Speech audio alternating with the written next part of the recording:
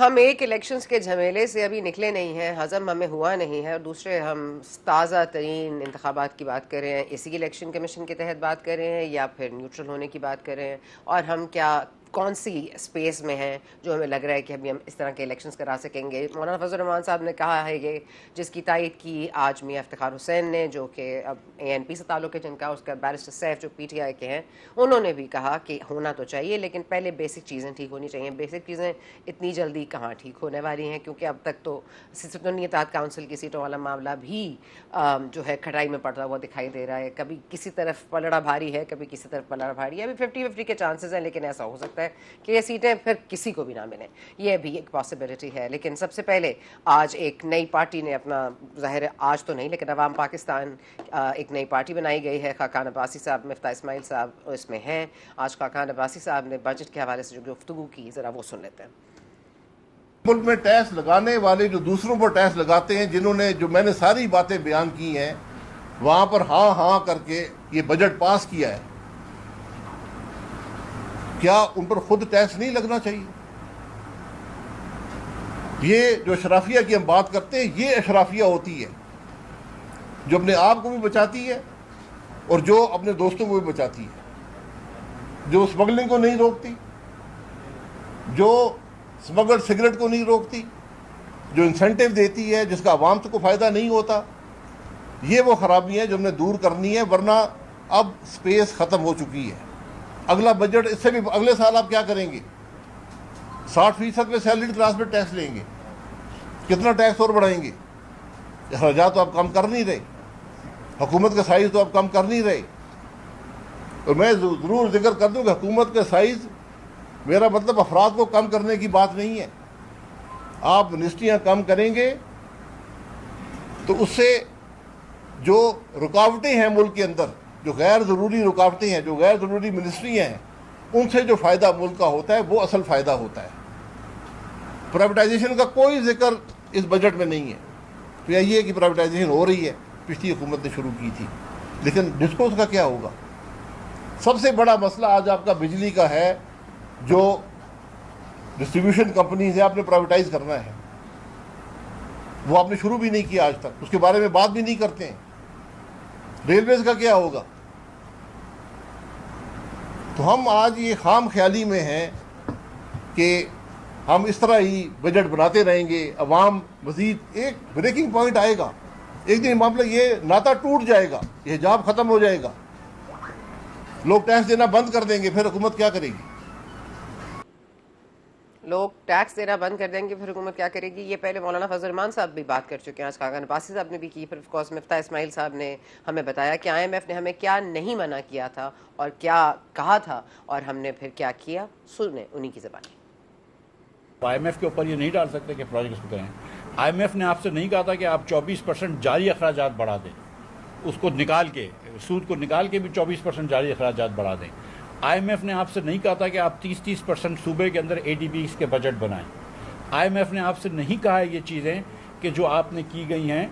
IMF ने तो कहा था आपसे कि आप एग्रीकल्चर टैक्स को देखें, उधर आपने इस्तिस्ना दी हुई है। IMF ने आपसे कहा था कि प्रॉपर्टी टैक्स को देखें, वो आपने इस्तिस्ना दी हुई है। IMF ने कहा था कि रिटेलर के ऊपर फिक्स टैक्स लगाएं, वो आप नहीं लगा रहे। तो आप तो, IMF ने तो आपसे ये नहीं कहा ना कि आप 2.5% जाके बेसिकली मैन्युफैक्चरर्स के ऊपर और टैक्स लगा दें जो कि आप अब कंज्यूमर देगी। कोई कंपनी टैक्स नहीं भरती है, कंपनी सिर्फ टैक्स जमा करती है कंज्यूमर से आगे बढ़ने के लिए। तो IMF के ऊपर आप ये ज़रूर कह सकते हैं कि IMF ने कहा था कि एक प्राइमरी सरप्लस होना चाहिए, ये बात मैं मानता हूँ। लेकिन ये जो आखिरी दिन जो 10% टैक्स के ऊपर टैक्स लगाया है, सरचार्ज, ये कि IMF ने कहा है आपसे? IMF ने आपसे कहा है कि आप कुछ कमात को एग्जम्पशन दे दें विद होल्डिंग टैक्स से और बाकी नौकरी पेशा लोगों के ऊपर रखें। IMF ने आपसे कहा है कि आप 200 से 250 मिलियन अरब रुपए की जो डीजल की आप PDL नहीं लेते, जो ईरान से तेल आता है, ये IMF ने कहा है आपसे कि आप इसके ऊपर ना लें। IMF ने आपसे कहा है कि फाटा को एग्जम्पशन दे दें ताकि वो पूरे पाकिस्तान में बेचे। IMF ने आपसे कहा है कि आप सिगरेट्स के ऊपर जो है, वो जो 12 कंपनियां सिगरेट के टैक्स नहीं देती हैं और 150-200 अरब रुपए की चोरी करती है, वो उससे IMF ने आपसे कहा है। तो IMF के बहुत सारे मसाइल हैं, मगर इसके अंदर जो गलतियाँ हुई हैं, और हम ये समझते हैं, जो शाहिद साहब ने फरमाया कि हम सबको टैक्स देना ज़रूरी है और IMF से बात करना ज़रूरी है, मैं तो ये हमेशा से कहता रहा हूँ, इस पर कोई दो राय नहीं है। लेकिन ये चीज़ें जो आपने की हैं जिसकी वजह से ये बजट जो है ये लोगों के ऊपर जुल्म है, ये जो आप मिडिल क्लास का इस्तेसाल कर रहे हैं, ये जो गरीब लोगों के ऊपर जो सैलरीड क्लास लोगों का इस्तेसाल कर रहे हैं, ये तो IMF ने नहीं कहा था। जी भाई जी, बजट IMF ने कहा था और क्या नहीं कहा था, और हमने क्या फॉलो किया और हमने क्या किया सैलरीड जो हमारी मिडिल क्लास है उसके साथ हवाले से भी हम बात करेंगे। तैमूर झगड़ा साहब हमारे साथ मौजूद हैं। तैमूर झगड़ा साहब, before I come to, I just want to quickly, जो अता तारड़ साहब का भी बड़ा क्विक रिस्पॉन्स आया, बिकॉज आपको पता है प्रेस कॉन्फ्रेंस करना हमारी हुकूमत का फेवरेट काम है। तो अता तारड़ साहब was very very prompt to respond with this. हमारे दो पुराने दोस्त, मेरे बहुत ही मोहतरम बड़े भाई शाहिद खान अब्बासी साहब और दूसरे बहुत ही मोहतरम भाई मिफ्ता इस्माइल साहब कह रहे थे कि जी बातें तो की हैं, तो इस हवाले से किया क्या है। तो मैं सिर्फ उनकी इतला के लिए अर्ज है, हद अदब में रहते हुए हमारे भाई हैं, कि ना तो कोई 500 अरब रुपया डेवलपमेंट स्कीमों में कोई MNS MPs को दिया गया है, ना इसका कोई इरादा रखा है। यानी 1500 अरब रुपए का टोटल आपका PSDP जो पब्लिक सेक्टर डेवलपमेंट प्रोग्राम है, बहुत ही मिस इन्फॉर्म्ड है, शायद किताब ठीक नहीं पढ़ी दोनों साहिबान ने। और ये कहना कि जी ये सारा वेस्ट होता है, करप्शन में जाता है। MNS MPs बहुत ऑनरेबल लोग हैं, मेजॉरिटी उनकी। और जब पाक PWD का महकमा जो स्कीमें एग्जीक्यूट करता है वो तहलील किया जा रहा है, तो ये शाहिद साहब ने कहा जी वो अखराजात में कमी, तो अखराजात में कमी ऐसे ही होती है जब आप इस तरह के महकमों को ख़त्म करते हैं। और डाउन साइजिंग और राइट साइजिंग के ऊपर एक कमेटी बनाई गई है वज़ीर आज़म शहबाज शरीफ साहब ने वज़ीर ख़जाना की सरबराही में। उनका काम ही ये है कि वो डाउन साइजिंग और राइट साइजिंग पे काम करें। अब जब PWD का महकमा बंद हो गया और उसकी तरफ हम तेज़ी से बढ़ रहे हैं और अखराजात में कमी की जा रही है, और ये गलत तासुर है 500 अरब रुपया डेवलपमेंट स्कीमों में दिया जा रहा है, बिल्कुल गलत तासुर है। इतनी एग्जैजरेटेड फिगर इन्होंने आज कोट की है, मैं हैरान हूं कि ये फिगर कहां से आई है। इसके अलावा अगर आप देखें तो काबीना के अरकान ना तनख्वाह ले रहे हैं ना मरात ले रहे हैं, और ट्रैवल के ऊपर भी रिस्ट्रिक्शंस हैं। और वज़ीर आज़म साहब ने ना सिर्फ काबीना के अरकान बल्कि वज़ीर आज़म ने खुद कभी बतौर वज़ीर आज़म ना तनख्वाह ली है ना वो मरात लेते हैं, और ये शुरू से उनकी आदत है। Opposition is also gearing up कि वो इस बजट के खिलाफ सामने आएंगे। जमात इस्लामी ये बात कर चुकी है, JUIF बात कर चुकी है, और रवा हफ्ते मौलाना साहब से आप लोग भी बात करेंगे। तैमूर झगड़ा साहब, let's first discuss the budget. किसकी बात सच आपको दिखाई दे रही है? मिफ्ता साहब ने जो पॉइंट्स नोट किए हैं वो या ये 500 अरब का फिगर जो एग्जैजरेटेड है, जो PWD को ख़त्म किया गया है? तारड़ साहब has responded well, you think it's a satisfactory answer? ये बता दें इस बजट से तारड़ साहब के अलावा कौन खुश है? तारड़ साहब भी खुश नहीं है। He has the impossible task to defend the impossible. इनके बस में होता तो ये बजट ना देते, लेकिन 75-76 साल इन जैसे लोगों ने इसी टाइप के बजट दे दे के मुल्क को इस हद तक स्क्वीज कर दिया कि now we are in crisis. और उस क्राइसिस से निकलना आसान नहीं है, लेकिन उसका हल भी इन्होंने ढूंढ लिया। सना कि जो चंद लोग टैक्स देते हैं उन्हीं पे बोझ बढ़ाए। मेरे ख्याल में जो बेशतर बातें आज शाहिद खान, मिफ्ता इस्माइल, ये इनसाइडर्स हैं, things that I disagree with. लेकिन मैं आपको मिसाल के तौर पे ये बताता हूँ, कहाँ पे टैक्स तो आप बढ़ाएंगे, टैक्स आप एक हद से ज्यादा नहीं बढ़ा सकते। कोई एविडेंस नहीं दिखाई दे रहा कि जो लोग टैक्स नेट से बाहर है कि उन पे टैक्स जो है वो बढ़ रहा है। जो सबसे बड़ा एक तबका था रिटेलर्स का, वो विद होल्डिंग टैक्स लगा के वो मैन्युफैक्चरर से सीधा जो है वो ग्राहक अब as de facto 2.5% extra GST देंगे। वो आपने आज दूध की कीमतों में देख लिया, नंबर 1। जो दूसरा आप ये देख लें कि टैक्स बढ़ाते क्यों हैं? इसलिए कि हुकूमत के अखराजात ज्यादा होते, कोई एविडेंस अखराजात की। अब ये देख लें, ये राइट साइजिंग की बात कर रहे हैं, इनकी इतनी औकात नहीं कि ये देख लें कि हुकूमत के पास जब पैसा नहीं है तो लोग 25-25% वफाकी हुकूमत में कोई 5 लाख और फौज में 7-8 लाख, मतलब कि कोई 12-13 लाख लोग ये हो गए, 10-11 लाख लोग पंजाब में, 5 लाख KP में, 5-6 लाख सिंध में, यानी कि कोई 30-35 लाख जो सरकारी मुलाजमीन है। उनकी जो 25% तनख्वाह बढ़ाई और पेंशन बढ़ाया, आपको पता है कि उसका क्वांटम कितना आता है उस इंक्रीज का? 1000 अरब रुपए से ज्यादा। मुझे ये बता दें, ये औरंगजेब साहब जब हबीब बैंक के सीईओ थे, तो जब इनका 60% अगर जो रेवेन्यू ही था उसके बराबर इनकी सूद की अदायगी होती, तो ये अपने एम्प्लॉइज का जो है वो 25% तनख्वाह बढ़ाते। मुझे ये बता दें कि अगर ये प्रेशर नहीं ले सकते कि अपने एम्प्लॉइज को ये समझाएं कि देखें मुश्किल हालात में 25% नहीं, तनख्वाह 10% बढ़ती है, तो ये डिपार्टमेंट्स को कैसे बंद करेंगे सना? ये राइट साइजिंग कैसे करेंगे?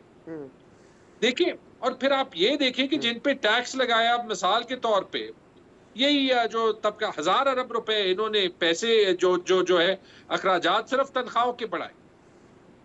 75 अरब रुपए ये जो हर किसी पे प्राइवेट सेक्टर में जो है वो टैक्स बढ़ाया है, 75 अरब रुपए उसका इंपैक्ट आता। 75 अरब रुपए हम दे रहे हैं, और इसमें जो सबसे ऊपर वाला तबका भी है ना, वो आपके बिलियनियर्स नहीं है, वो आपका सेल्फ मेड मिडिल क्लास ही है, जो कि खुशी से कोई 10 लाख, कोई 20 लाख, कोई 50 लाख, कोई करोड़ रुपए टैक्स भी दे रहा होगा। लेकिन उन पे आपने टैक्स बढ़ाया 35 से 45% अगर वो नॉन सैलरीड है, और 35% अगर वो सैलरीड है। और फिर आप में इतना दम नहीं था, क्योंकि इससे भी आपने ज्यादा बढ़ाना था, तो टैक्स बढ़ाने के बजाय आपने कहा कि इस टैक्स पे 10% सरचार्ज होगा, यानी कि जो आपका तनख्वाहदार तबका है वो अभी 50% टैक्स देगा सना। ये हो गई Scandinavian level taxes with sub Saharan level delivery of services and North Korean level freedom of expression. ये है आज का Pakistan. I like the phrase you use. लेकिन तैमूर झगड़ा साहब, अब क्या होगा? ये Jamaat Islami will come on the streets के बहुत महंगाई है, आप लोग भी आ जाएंगे, मौलाना साहब भी आ जाएंगे, कोई मैंडेट की बात करेगा, कोई बजट की बात करेगा, तो ना बजट ने वापस होना है, ना मैंडेट ने वापस होना है, तो इस मुल्क ने आगे कैसे चलना है? मैंने यही कहा ना, ये कोई हल नहीं है to dig in your heels. अच्छा, ये भी मैं बता दूं, किसी पार्टी को निकलने की जरूरत नहीं है, जो तबका मुतासर होगा वो खुद निकलेगा। केपी में बिजली पे क्या हो रहा है, ये जो लोग बटन ऑन ऑफ कर रहे हैं, ये खुशी से नहीं कर रहे, नीचे से आवाम का प्रेशर है, या बिजली होती नहीं है। अच्छा, ये भी वैसे मजे की बात है, मैं दूंगा 50% टैक्स, मुझे कहा जाएगा कि आपको बिजली जो है वो 12 घंटे नहीं मिलेगी, इसलिए नहीं कि आप बिल नहीं देते, इसलिए कि आपके इर्द गिर्द जो लोग हैं उनसे हम बिल कलेक्ट नहीं कर सकते। तो सनम, मुझे ये बता दें कि ये 50% टैक्स देने का मुझे फायदा क्या हुआ? जो आपकी सारी ब्रेन जो आपकी सारी वो कैपेसिटी है जिसने मुल्क को बनाना है, जिसको मौका मिलेगा, you will see the biggest brain drain. होगा क्या? मसला ये है कि एक इललेजिटिमेट हुकूमत ये नहीं कर सकती, किसी पार्टी को निकलने की जरूरत नहीं है, लोग खुद निकलेंगे। वो जो मैं कहता था कि पीएमएलएन अपनी सियासत का जनाजा जो है वो निकाल रहा है, you are seeing self torture in action. लोग निकलेंगे क्योंकि लोग सैक्रिफाइस तब करते हैं, कुर्बानी तब देते हैं जब उन्हें पता होता है कि जो उन्हें कह रहा है कि कुर्बानी दो, वो सबसे पहले दे रहा है। यहां भी तो पार्लियामेंट ने अपनी तनख्वाहें और मराद बढ़ा दी, प्राइम मिनिस्टर हाउस ने अपना खर्चा बढ़ा दिया, पेंशन प्रोग्राम जो है वो मिलिट्री साइड पे 1 साल डिफर हो गया, प्रॉपर्टी टैक्स या प्रॉपर्टी सेल पे जो सीवीटी देना है वो मैं और आप देंगे, अगर आप सिविल मिलिट्री ब्यूरोक्रेसी का हिस्सा है वो नहीं देंगे। तो if this is leadership by example, फिर मुझे कहें आप अवाम से चाहते क्या है? तो भाई ये मुमकिन है कि फिर एक दिन ऐसा आएगा, जैसे कहा ना, हिजाब खत्म हो जाएगा कि अवाम वोट नहीं देंगे आपको। क्या ये मुमकिन है? मुमकिनात में से है? I mean, are we treading on such dangerous ground? Sir, एक मूवी मुझे याद है, एक फिल्म मुझे याद है, गैंग्स ऑफ न्यूयॉर्क। ये न्यूयॉर्क के बारे में है, कोई 18वीं 19वीं सदी की, शायद आपने देखी हो। उसमें अवाम वो अशराफिया से इतने तंग आ जाते हैं कि आखिर उनके घरों पे हमले करते। तो ये एंड में अगर आपने एक्चुअली लीडरशिप दिखानी है ना, तो ऐसे नहीं होता. You have to show. मैं आपको बताता हूं, सबसे मुश्किल काम मैंने खुद किया है. जो हमने केपी में पेंशन रिफॉर्म किया था, उस वक्त कोई नहीं कर रहा था. आज इस पेंशन में, आज इस बजट में वफाकी हुकूमत, पंजाब की हुकूमत और बलोचिस्तान की हुकूमत वही पेंशन रिफॉर्म फॉलो कर रहे हैं, लेकिन उससे ज्यादा करना था. इशू अभी नए एम्प्लॉइज का नहीं है, इशू है उन एम्प्लॉइज का जो आज secretary finance, secretary to cabinet बैठे हुए हैं, उन आईजीज का जो हम पे तो डंडे बरसाते हैं, लेकिन कहते हैं कि हमें प्रॉपर्टी पे भी टैक्स नहीं देना और हमारी पेंशन की फंडिंग भी आवाम से होनी चाहिए. द पॉइंट इज, ये आप सोशल अनरेस्ट की तरफ जा रहे हैं. आज नहीं तो कल, कल नहीं तो परसों. और इसका हल वही है कि आप रीसेट करें. जब आप उन नुमाइंदों को हुकूमत दे देते हैं जो कि रिप्रेजेंटेटिव होते हैं, तो दो चीजें होती हैं. They understand the pain of the people, but they can also explain to the people कि आपने सही जो है वो करना कैसे है. और वो जो आपने कड़वी दवाई पीनी होती है, वो थोड़ी सी ज्यादा आसान हो जाती है, क्योंकि you can see the light at the end of the tunnel. Okay, now let's get to PTI's politics also. Okay, PTI में what is going on? मतलब पहले उमर यूब साहब का इस्तीफा आ जाता है, फिर वो शिबली फराज साहब का भी कह रहे हैं, मुतालबा कर रहे हैं कि इस्तीफा दे दें. कितने धड़े आप लोगों में बनेंगे? फिर इमरान खान साहब की रिहाई पर आप लोगों को वकला पे भरोसा नहीं है. अब ये सुन्नी इत्तेहाद काउंसिल वाली सीटों वाला मामला आप देख रहे हैं किस तरफ जा रहा है. So all of that put together, what are you thinking? अगर एक तरफ आप ये भी कह रहे हैं कि अचकज़ई साहब एक जाहिर है लीडर है, वो बात करेंगे, किससे भी बात करेंगे, हम बात कर लेंगे.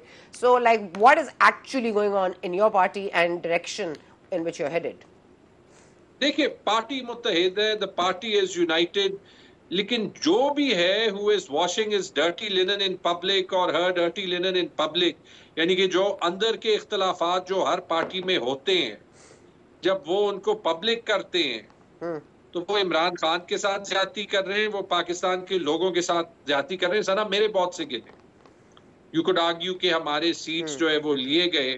मैं ABCD से जो है वो पूछ सकता हूँ कि आपने तो हमें हेल्प किया या नहीं हेल्प किया, लेकिन आपने कभी मुझे सुना है कि मैं इन चीजों को पब्लिक में लाता हूँ? There is a bigger cause. ये जो बजट निकला, इससे पता चलता है कि पाकिस्तान की आवाम कितने तकलीफ में है. तो ये छोटी चीजें, आज कोर कमेटी की मीटिंग में ये डिस्कस हुआ है कि हम ये जो डिसयूनिटी है, जो इतनी बड़ी है नहीं लेकिन वाकई पब्लिक में नजर आ रही है, कि इसको हम खत्म करें. एंड आई होप कि ये होगा, क्योंकि we are doing no one a favour, least of all Imran Khan. हमारे पास बहुत बड़ी जंग है. वो जंग पाकिस्तान की जमहूरियत की जंग है, वो जंग पाकिस्तान के निज़ाम बदलने की जंग है.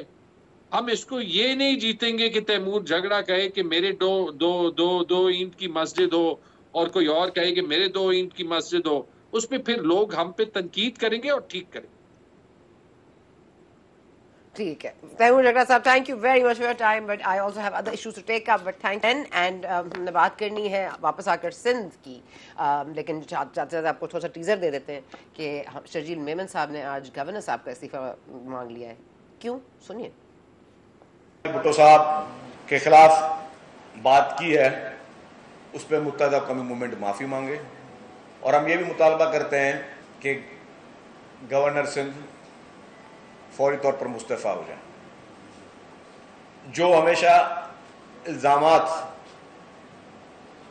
मुत्तहिदा जैसी पार्टियां लगाती रही हैं पीपल्स पार्टी की लीडरशिप पर, जो पाकिस्तान का सबसे बड़ा हीरो शहीद जुल्फ़िकार अली भुट्टो साहब हैं, जो सबसे बड़े नेशनल हीरो हैं, जिन्होंने कॉन्स्टिट्यूशन दिया, जिसने एटमी ताकत बनाया मुल्क को.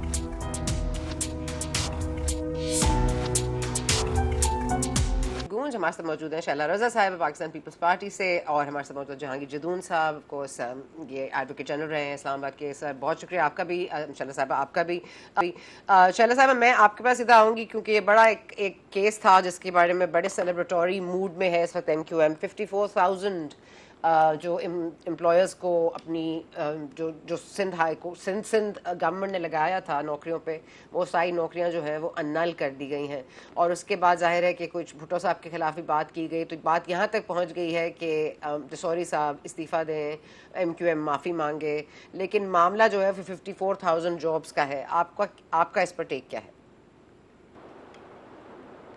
मैं ये कहना चाहती हूँ कि 2014 से MQM को मसला था और वो बार बार कोर्ट जा रही थी, तो कोर्ट ने ये डिसीजन लिया था कि थर्ड पार्टी को इन्वॉल्व किया जाए और वो टेस्टिंग के ज़रिए फिर ये होगा।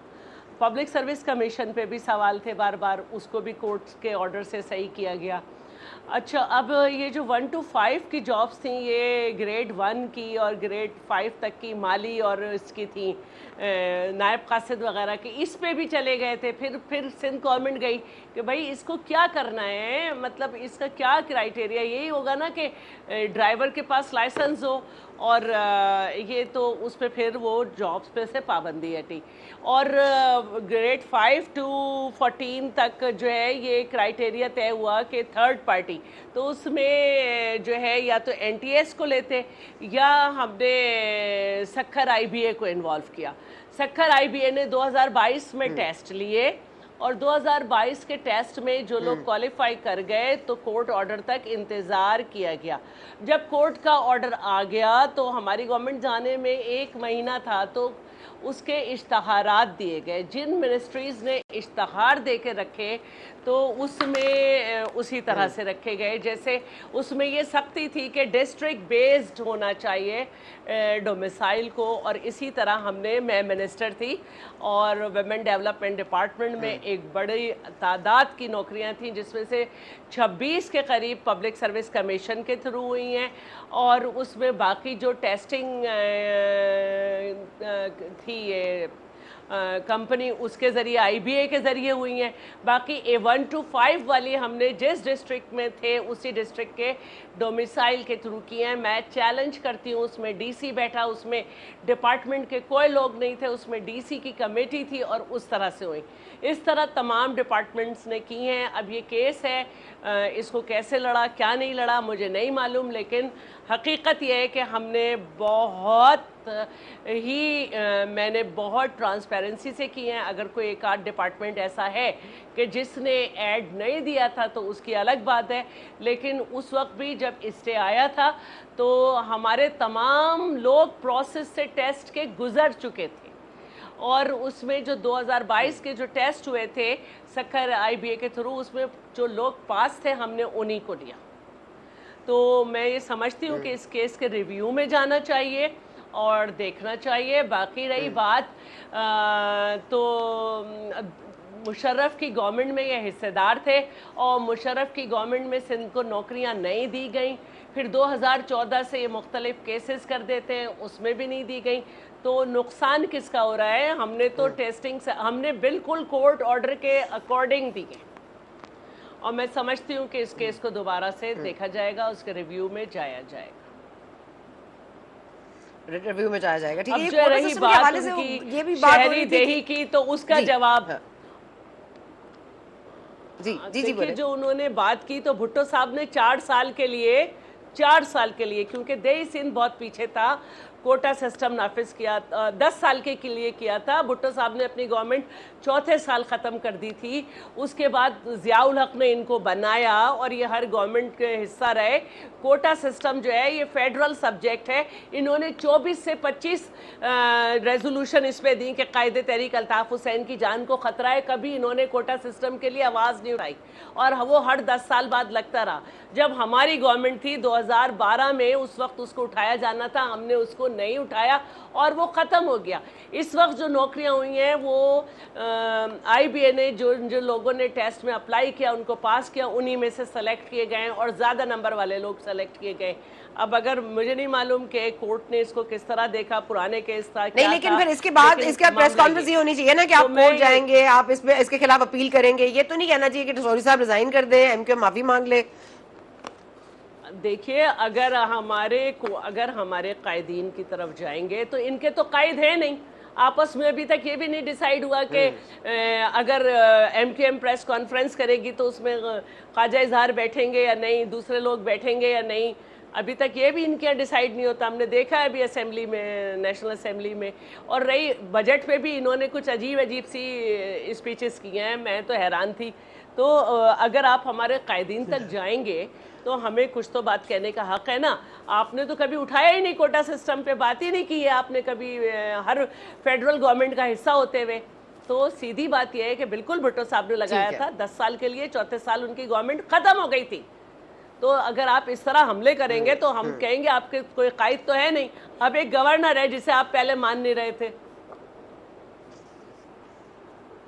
ठीक है, चले मैं पहले जहांगीर जदून साहब से भी पूछूं। तो जहांगीर जदून साहब, एक तो अफजल मंजूका साहब ने तो इद्दत वाले मामले को जाहिर है नहीं रिलीफ दिया, उसमें कालादम करार नहीं दिया, और स्टे जाहिर है जिस तरह से सजाएं हैं वो वैसी की वैसी रही हैं। अब इस्लामाबाद हाई कोर्ट में अपील करेंगे, लेकिन एक ऑलरेडी SIC वाला मामला भी आपके सामने चल रहा है जिसमें जस्टिस अतर मिनल्ला का एक इजाफी नोट भी आया है कि वो 2 और केसेस जो है उसमें इंक्लूड किए जाए। इससे आपको क्या लगता है जो इस केस की साख है उसको डिस्टर्बेंस होगी या बेहतर होगी?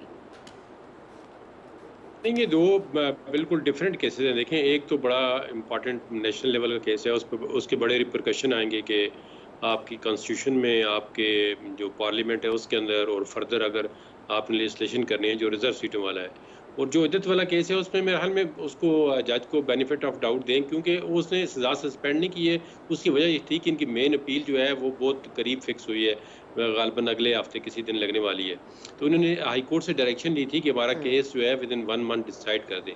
तो जब मेन की अपील आपकी लग रही हो तो उनको फोकस ये मेन अपील पे करना चाहिए, उस पर आर्गूमेंट करना चाहिए, और फाइनली केस डिसाइड हो जाएगा। तो इसलिए उसने सज़ा सस्पेंड नहीं की। मतलब आप हफ्ते के बाद आपकी या 10 दिन के बाद मेन केस लगने वाला है, जिस पे फाइनल जो है वो या तो अपील डिसमिस हो जाएगी या एक्सेप्ट हो जाएगी। तो उसमें कोई सज़ा की सस्पेंशन मेरे ख्याल में बनती नहीं थी। एक 2 वजूहत थी, एक तो ये वजह था, दूसरी ये सज़ा जो 3 साल हो तो वो नॉर्मली सस्पेंड होती है, इसमें सज़ा 3 साल से ज़्यादा है, 7 साल है। तो अगर तो आपकी अपील फिक्स नहीं हो रही है, ट्रायल लंबा चलेगा, तो फिर कोई पॉसिबिलिटी होती है कि आपकी सज़ा जो अगर ग्राउंड ठीक है तो सस्पेंड की जाए।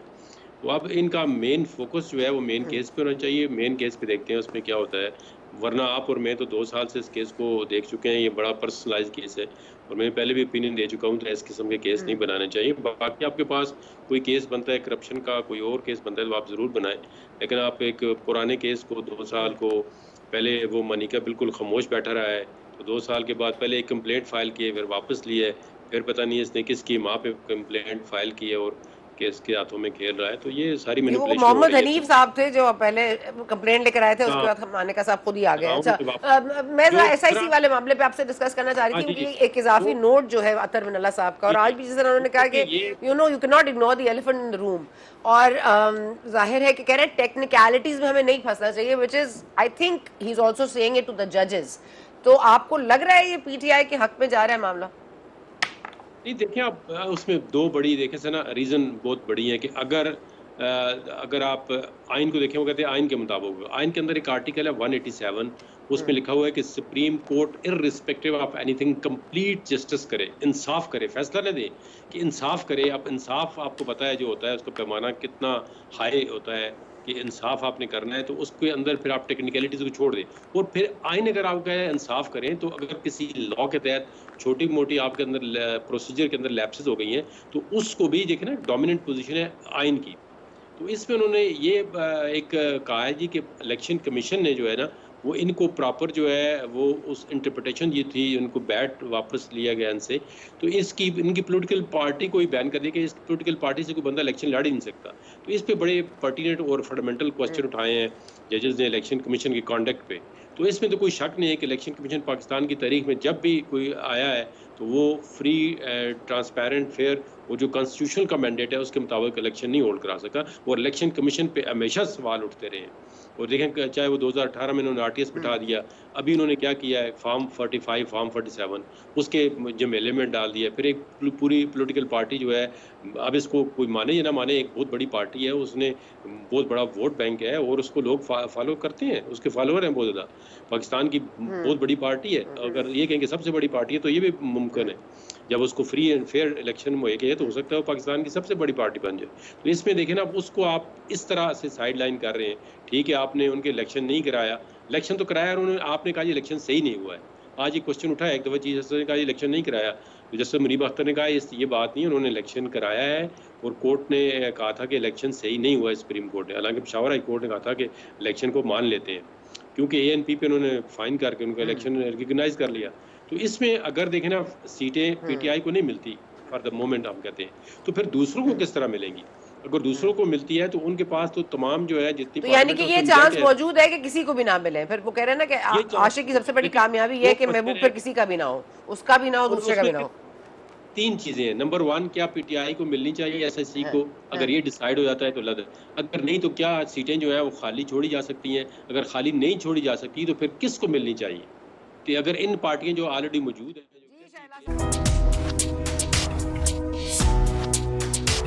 सुन्नी इत्तेहाद काउंसिल की जो सीटों वाला मामला है वो ज़रा लंबा ही होता चला जा रहा है, जहाँ पर एक इजाफी नोट भी शामिल कर दिया गया है और जस्टिस अथरमुल्लाह साहब ने कहा टेक्निकलिटीज़ से पीछे नहीं छुपा जा सकता, 2 केसेस और मजीद इसी के साथ सुने जाएं। एक बल्ले के निशान के खिलाफ जो पटिशन थी PTI की, और साथ साथ level playing field election commission क्या कर रहा था। They said the elephant is in the room, we can not choose to ignore it. अब कल 11:30 बजे इसकी मजीद समाअत होगी। We will keep you posted. आपने प्रोग्राम देखा, शुक्रिया।